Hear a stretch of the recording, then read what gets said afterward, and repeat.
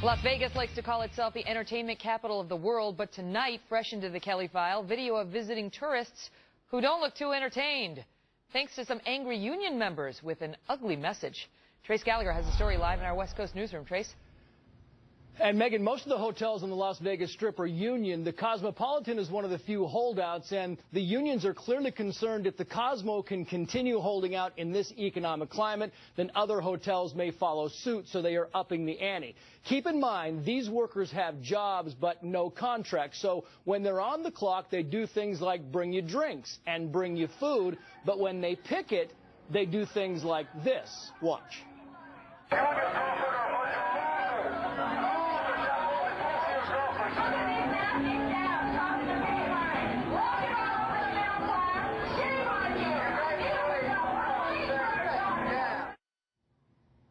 Even their pants. You see the people that are handing out the cards there? They're with the Alliance to Protect Nevada Jobs. They oppose what they call the union's guerrilla tactics. They believe the union should welcome tourists, not insult them. Listen.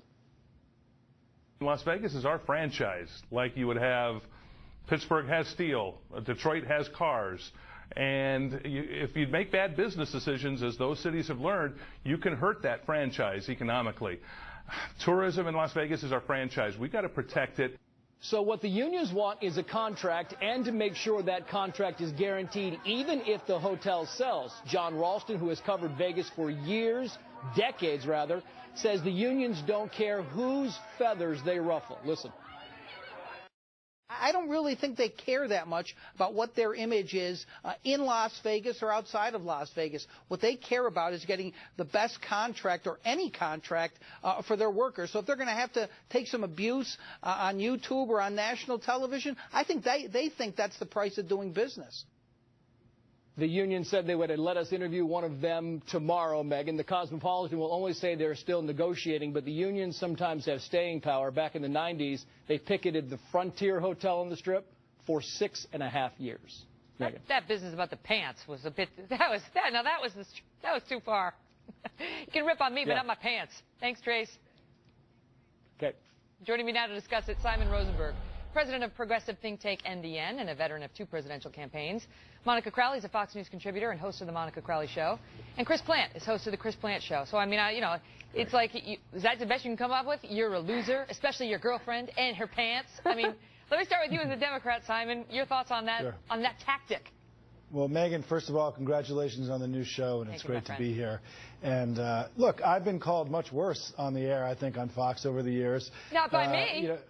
Not by you. But listen, it's, this is tough business. These guys are fighting for more respect and better pay at this job. This is one of the only non-union hotels. Well, it'd be a good way to get more respect. They're going to fight it out. They're going to fight it out. But I think you're right. They probably will look at this video and realize they could probably do a little bit of better job next time. Monica, it plays into a narrative about union thuggery that is not particularly helpful for the unions, or am I wrong? No, you're totally right. I mean, I see this video, Megan, and I'm thinking, well, at least they're not beating people up or destroying property the way the union folks did in Wisconsin when they took over the Capitol.